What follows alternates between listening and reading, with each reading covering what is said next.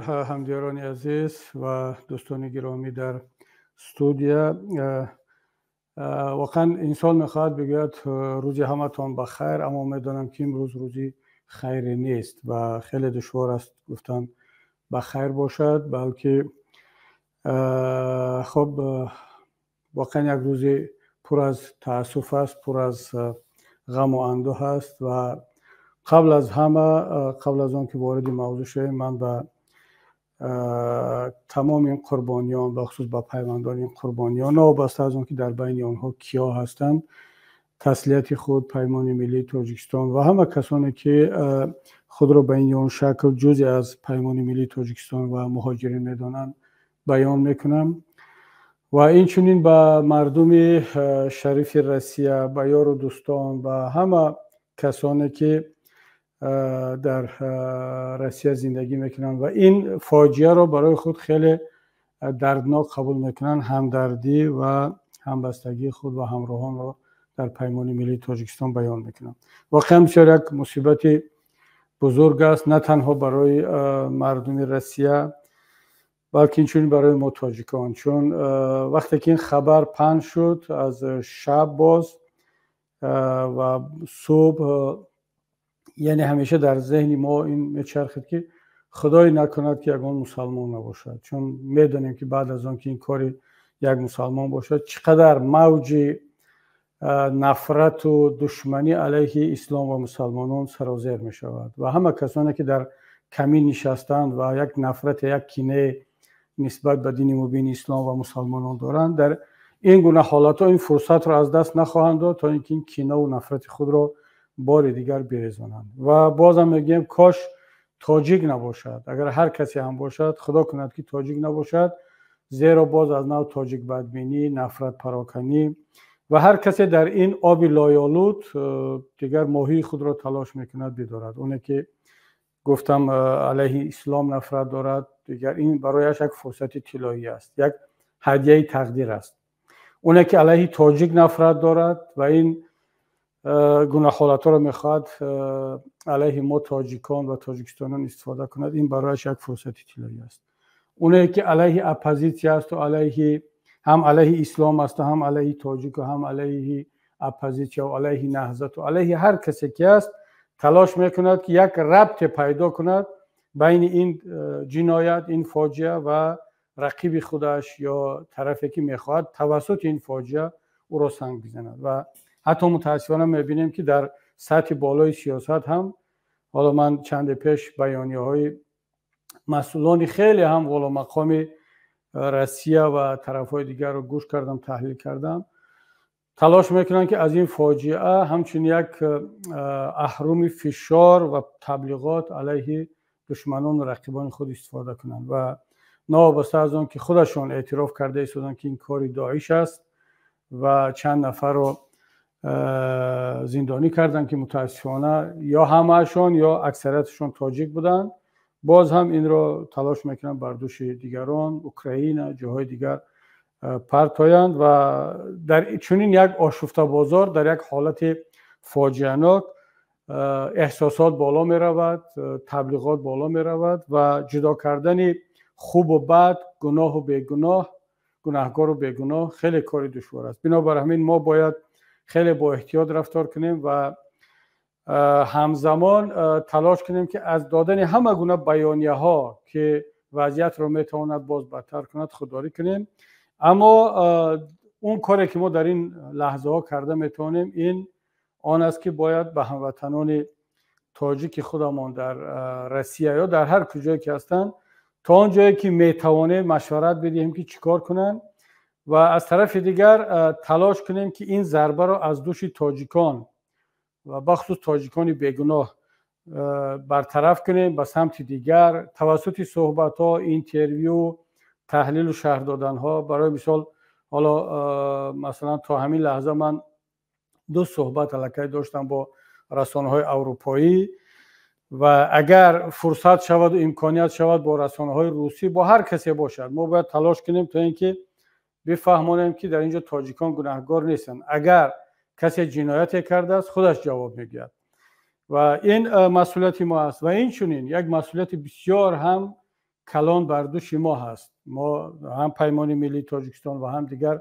نیروهای اپوزیسیونی فشار بالای حکومت تاجیکستان بیشتر کرده شود تا اینکه حکومت جمهوری تاجیکستان بیشتر فعالیت کند، حرکت کند برای دفاع از تاجیکان، برای دفاع از تاجیکستانیان، از مهاجرین ما در روسیه. اون بیانیه‌هایی که حالا کرده شده است وزارت کارهای داخله و وزارت کارهای خارجی، این خوب است. تا این جای کار من در این مسئله کمتر تشویق میکنم، تایید میکنم، پشتیبانی میکنم، اما کم است. درست است که اونا خود جنایتکارن. من 100% باوری دارم که اون چیزی که دیشب در کراکو سیتی مسکو شد و اون کاری که در کرمان ایران شد و اون کاری که جنایتی که تاجیکان در استانبول ترکیه کردن و اون جنایتی که چند سال پیش در خود داخل دوشنبه در ناحیه دنقره نسبت ولسیپدران‌های اروپایی یا غربی کردن، اینا جنایت‌های هست که یا با همکاری یا با همدستی یا در نتیجه سیاست‌های جنایتکارانه حکومتداران تاجیکستان از آن جمله وزارت کارهای داخلی تاجیکستان رخ دادند. اون که تاجیک امروز تبدیل به یک تروریست شد، این نتیجه سیاست‌های حداقل 20 سال آخری امام علی رحمان، رمضان رحیمزاده، سید امین یتیموف، یوسف رحمان و دیگر وزارت‌های قدرتی هست که آنها از تاجیک تروریست تراشیدند، از تاجیک تروریست تربیت کردند، از تاجیک تروریست ساختند، با وجود آوردند. و اما ما همه گپ را، همه چیز را با در جای خودش در وقت خودش بگیم. الان هر کاری که حکومت تاجیکستان سری وقت درست برای دفاع از تاجیکان و تاجیکستانیان میکند، وظیفه ما این است که از اون پشتیبانی کنیم و اگر در جای بینیم که سهلنگاری میکند، کمکاری میکند، باید با تمام وسیله‌های امکان پذیر فشار بیاریم. برای مثال امام علی رحمان همچون پرزیدنت جمهوری تاجیکستان تا امروز که یک شبانه روز تقریبا میگذرد از این فاجعه و تاجیکان در آن متهم میشوند، امام علی رحمان در کجا است؟ چرا خاموش است؟ چرا صحبت نمیکند؟ بیانیه نمیدهد؟ پوتین موقعش را بیان کرد، لوکاشنکو کرد، میرزیویف کرد، صحبت کرد، تمام رهبران مسئولین کرده ایستادند، حتی کشورهایی که شهروندانشون به این جنایت متهم نیستند. اما امام علی رحمان در کجاست؟ من مراجعتم به تاجیکستانیان است، به مقامات، به مسئولین حکومت تاجیکستان است. شما پیدا کنید امام علی رحمان را.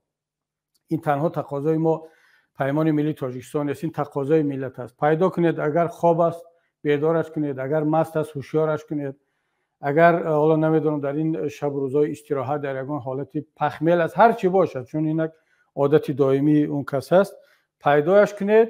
ملت تاجیک در زیر ضربه هست. ملت تاجیک الان هدف قرار گرفته است، خواسته یا نخواسته، به سبب جنایت های چند نفر. و گفت شاعر ابله از بام بیفتد گردن ما بشکند. چند ابله یک کار انجام میدهند، یک گردن ما تاجیکان میشکند. در چنین لحظه ها نفری که از روی کنستیتوسیون جمهوری تاجیکستان، از روی قانون ها و از روی دعوای خودش و طرفدارانش که خودش را پیشوای تاجیکان جهان اعلام کرده است، در کجاست؟ پیشوا که منطبعهش، پیروانش، شهروندانش در این حالت گرفتارند. بنابر همین باید در اینجا باید کار کرد. وظیفه من از دستم یا اون کار نمیاد که بیام حالا با پوتین صحبت کنم، با نمیدونم فیسبوک روسیه صحبت کنم، یا در روسیه نیستم که کاری را برای تاجیکان انجام داده باشم. وظیفه من همچون رهبر یکی از نیروهای اپوزیسیونی تاجیکستان این با امام علی رحمان صحبت کردن، پیام را با او روان کردن که او هست مسئول تاجیکستانیان و تاجیکان و او باید الان در همین شب و روز در فکر تاجیکان باشد و تمام چاره ها را بیاندیشد تا اینکه تاجیکان ضرر نبینند، بخصوص تاجیکانی که هیچ ربطی به این قضیه ندارند. اما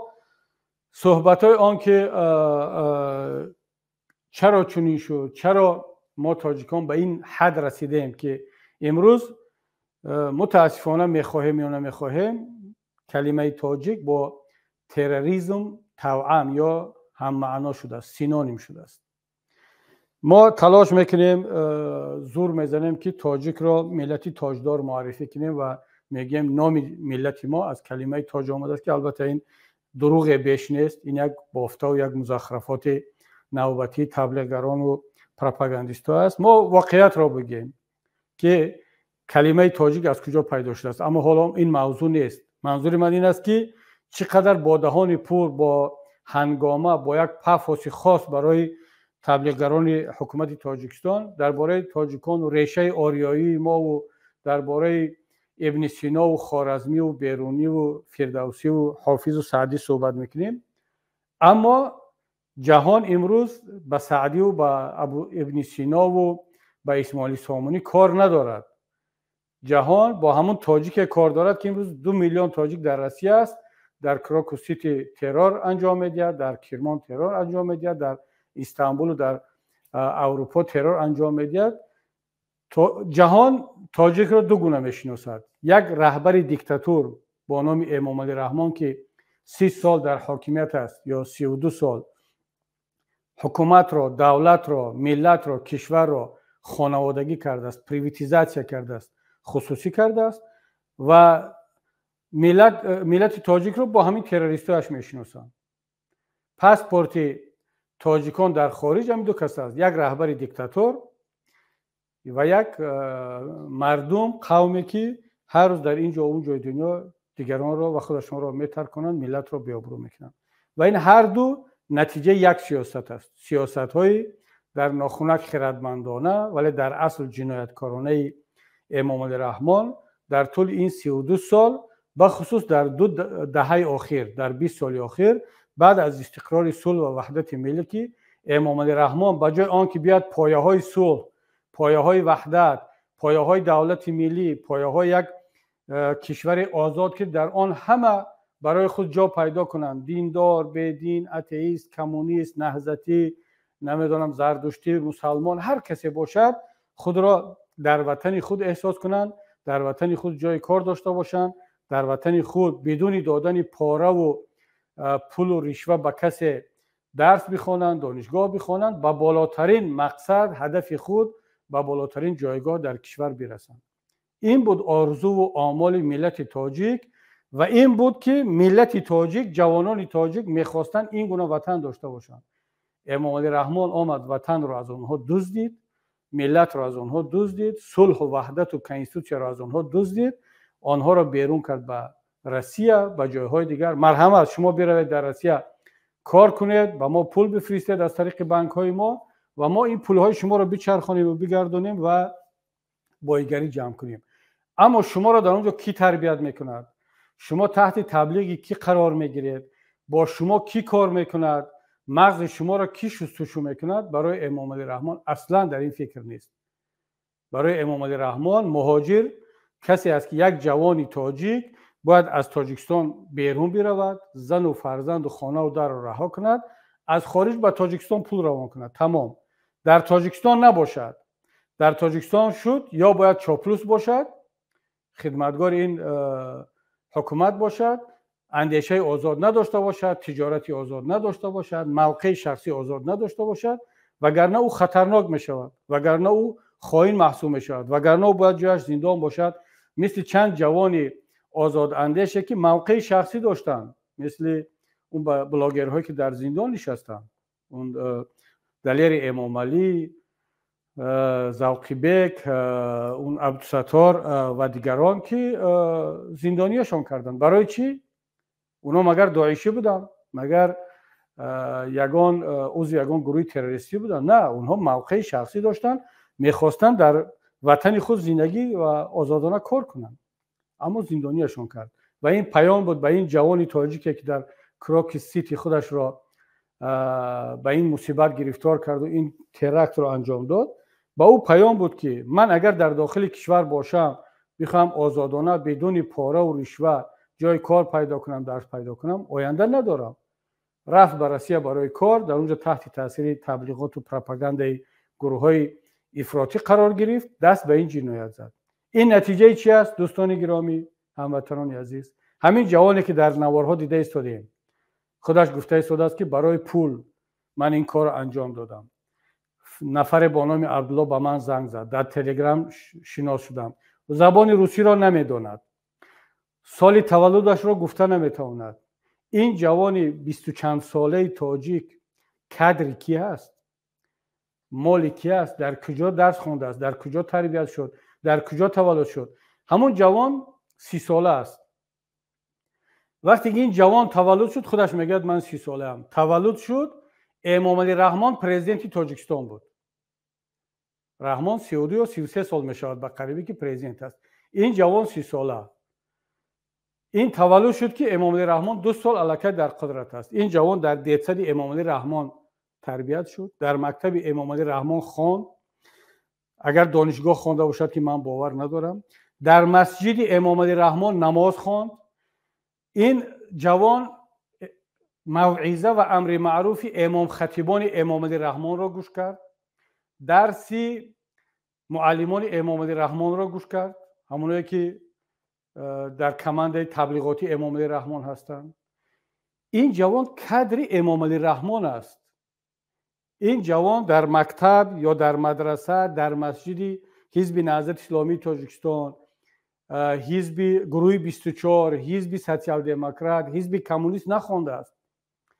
اینها در جامعه تربیت یافتند، کلان شدند، درس خواندند، مکتب خواندند، مسجد رفتند، امر معروف گوش کردند که اینا همه در اختیار امام علی رحمان است.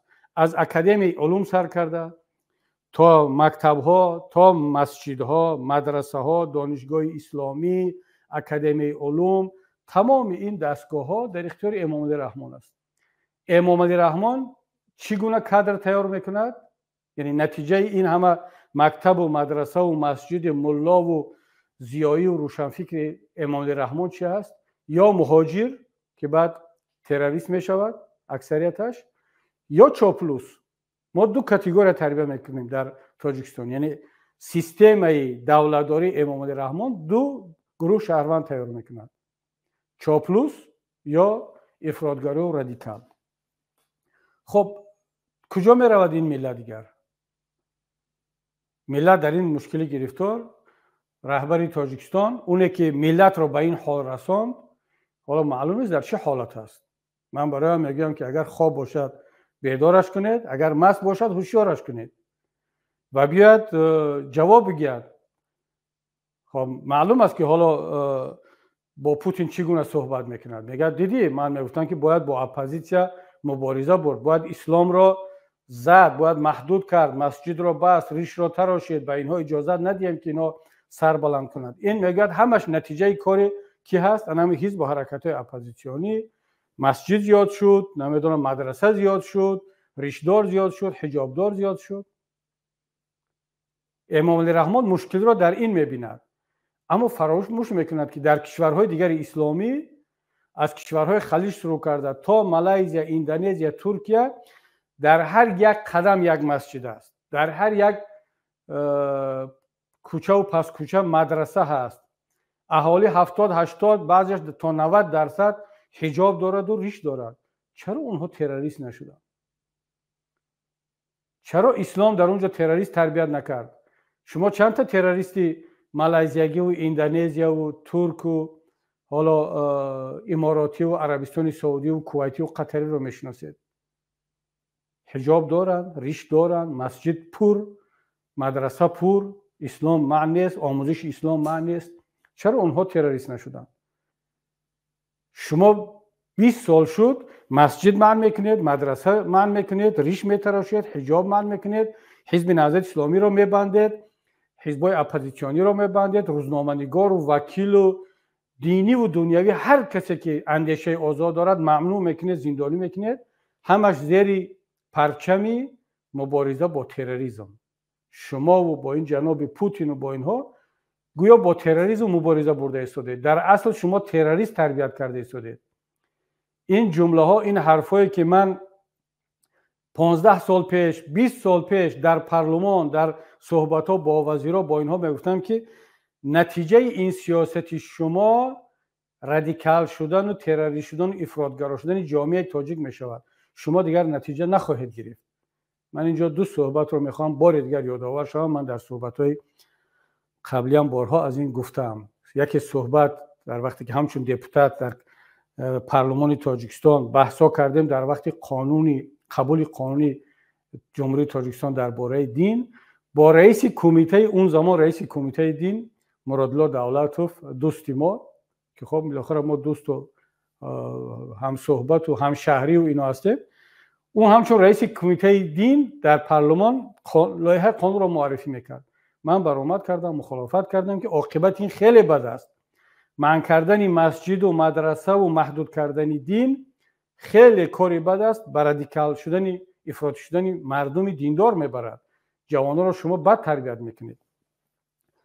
بحثا شد. رئیس پارلمان خیرالله گفت که تنفس بروید در یک اتاق بشینید و صحبت کنید. ما رفتیم در اتاق کاری نورعلی ریایف، اون وقت عضو پارلمان بود، سابق رئیس درواز، و در اونجا نشستیم. گفتم که ببین شما با این سیاستی که برده ایستادید و این قانونی دین و این سیاست حکومتی تاجیکستان، شما میدونید که باعث ضعیف شدن اسلام، نهادهای اسلامی، تشکیلات‌های دینی همچون مسجد و مدرسه میشه، اینا ضعیف میشوند، ملاها ضعیف میشوند. دیگه کسی نمیموند که از لحاظ دینی جوان تاجیک را، شهروند تاجیکستان را تربیت کنند. شما با کجا روانید؟ او در جواب گفت که دقیقاً شما گفت خودت درست فهمیدی.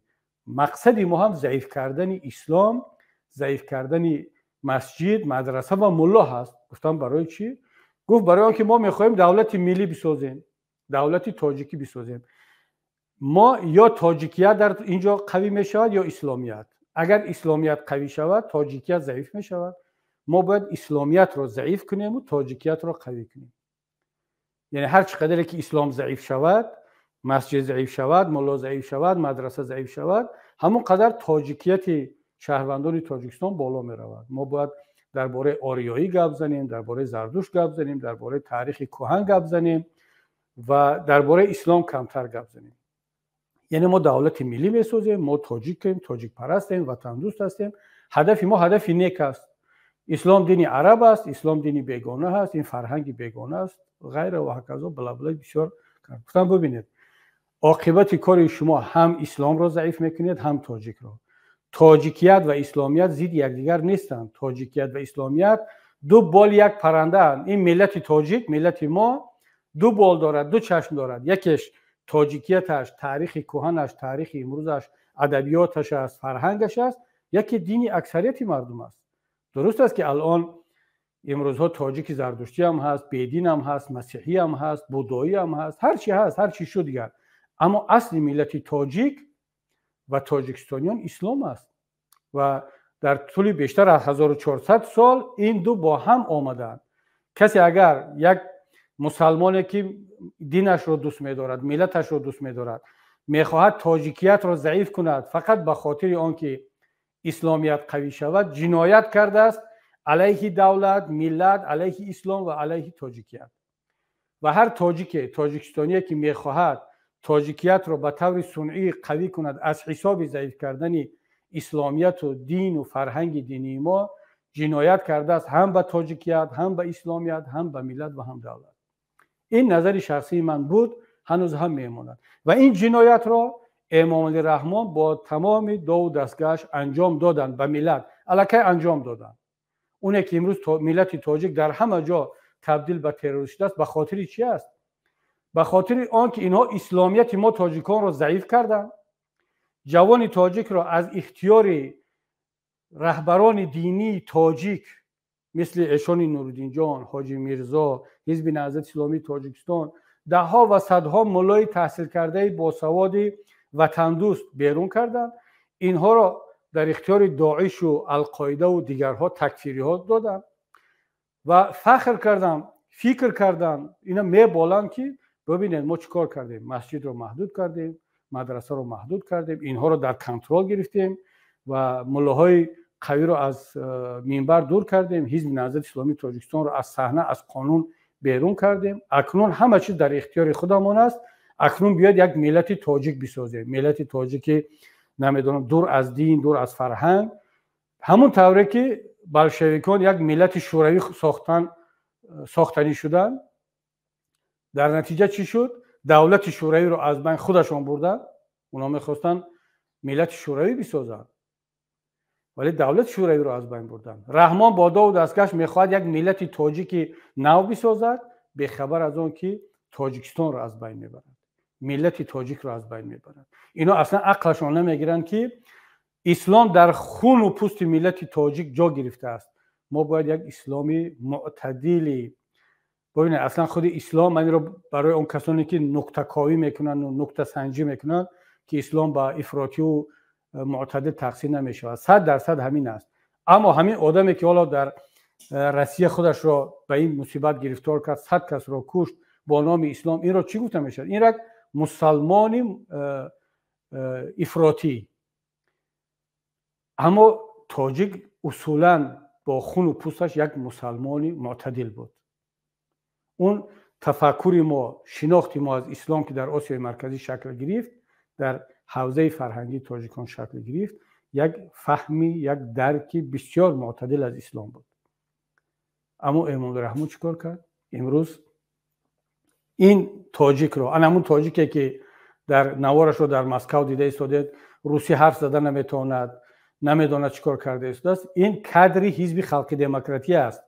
این کادری امام علی رحمان است. در مکتب و مدرسه و مسجد امام علی رحمان تربیت یافته است. من باور دارم که حاضر امام علی رحمان با تمام دستگاه شروع میکند با آن که انا ببینید نهضت اسلامی تاجیکستان، گروه های اسلامی، مسجد و مدرسه این را تربیت کردن.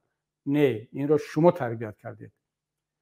اگر ما تربیت میکردیم، اون وقتی که ما تربیت میکردیم در تاجیکستان بودیم، از تاجیکستان غیر از همون گروه هایی که در اول صلح از بدنه ما کندن و در افغانستان موندند، اونها جایشون دیگر.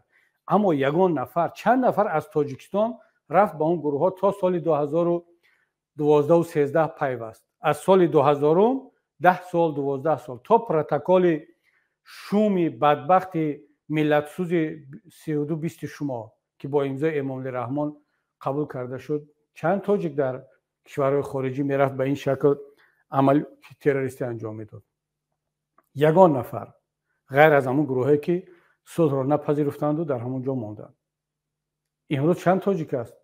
تاجیک‌ها چیکار کرده ایستادن؟ این را کی تربیت کرد؟ این را شما تربیت کردید. این خاطره اولم از صحبت با رئیس کمیته دین. حالا نمیخوام که طولانی صحبت کنم، ولی برای ملت بسیار مهم است. ملت باید بداند، ملت باید این جزئیات را بفهمد که ریشه این مصیبت در کجا است. خاطره دیومم از صحبت با رئیس کمیته حاضره امنیت ملی جناب یتیموف. من به ایشان هم گفتم که ببینید این سیاست های شما، بستن حزب نهضت، اون وقت در تاجیکستان بودم میگفت که حزب نهضت رو میبندیم، خودتون اعلان کنید.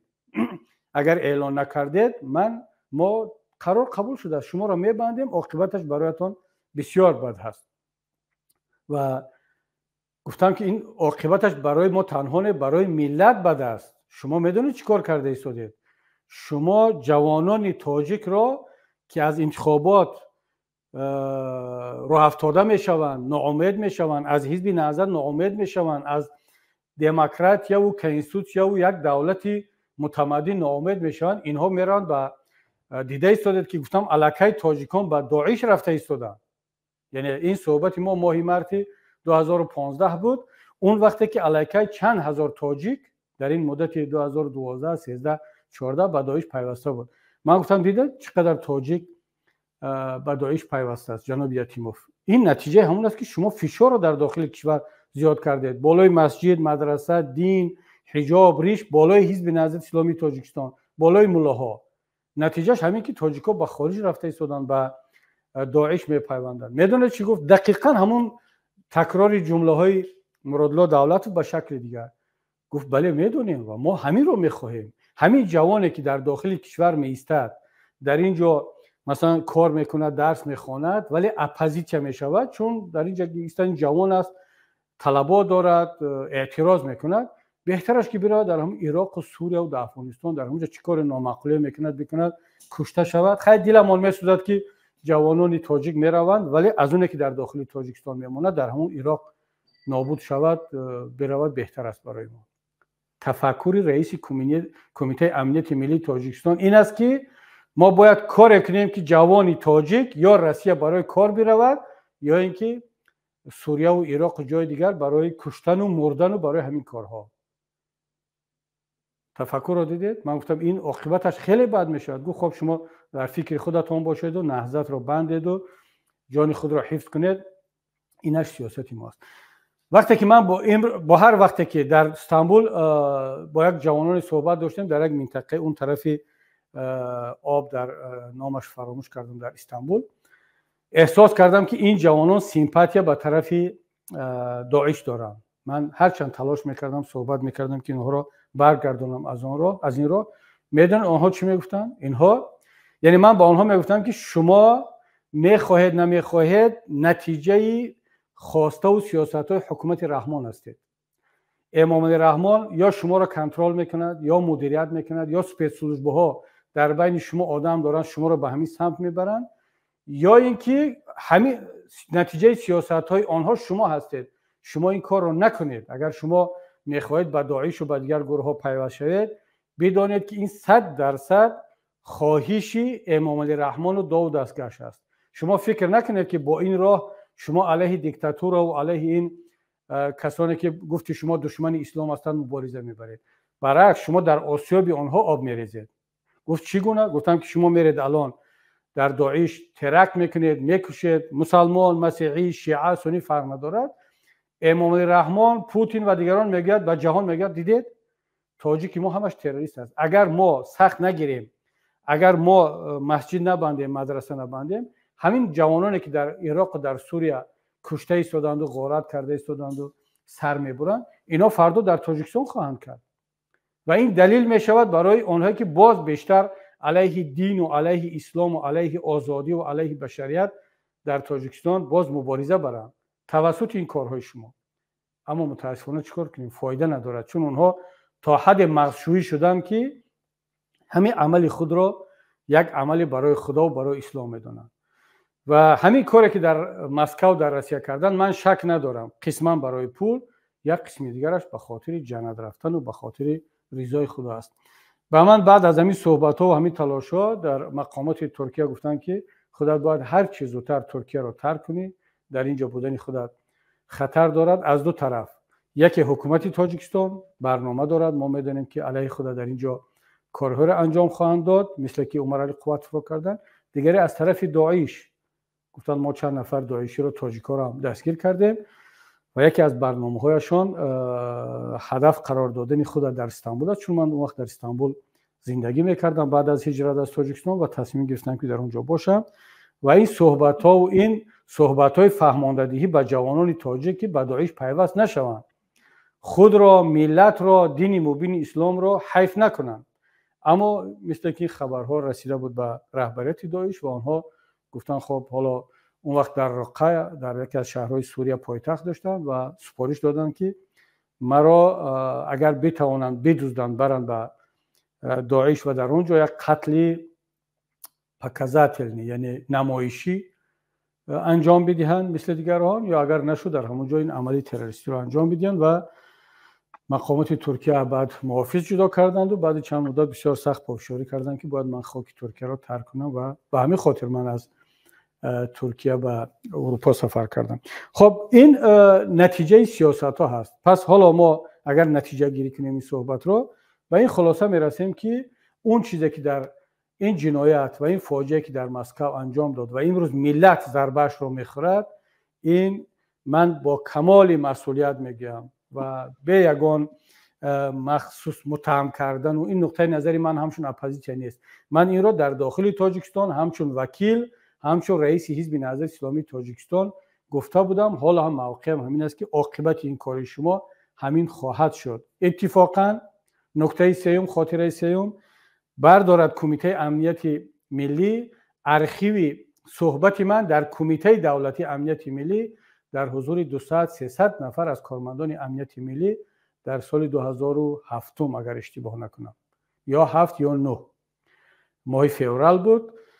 و اون وقت سید مومن یتیموف رئیس کمیته نبود. او سید مومن یتیموف چون بسیار یک حساسیت دارد، نفرت دارد نسبت اسلام، یک انسان بسیار ملت دوست، وطن دوست، رئیس کمیته خیردین سیدویچ بود، عبدالرحیموف. ایشان نه تنها من، تمام رهبران سیاستمدار را دعوت میکرد که یک امنیت ملی رو قوی کند، همدیگر فهمی باشد، گفتگوی داخلی ملی باشد. یعنی یگان حزب سیاسی، یگان شهروند تاجیکستان ضد کمیته امنیت ملی نیست و امنیت ملی هم ضد شهروندان و ضد احزاب سیاسی نیست. این سیاست سید امیر ظهوروف و عبدالرحیموف بود، اما سیاست رحمان و یتیموف کاملا تغییر بود. اسلام بدبینی، ملت بدبینی، آزادی بدبینی و نتیجهش انا همین است که امروز ما در کراکوس سیتی مسکو، در کرمانی ایران، در استانبول ترکیه، در اروپا میبینیم.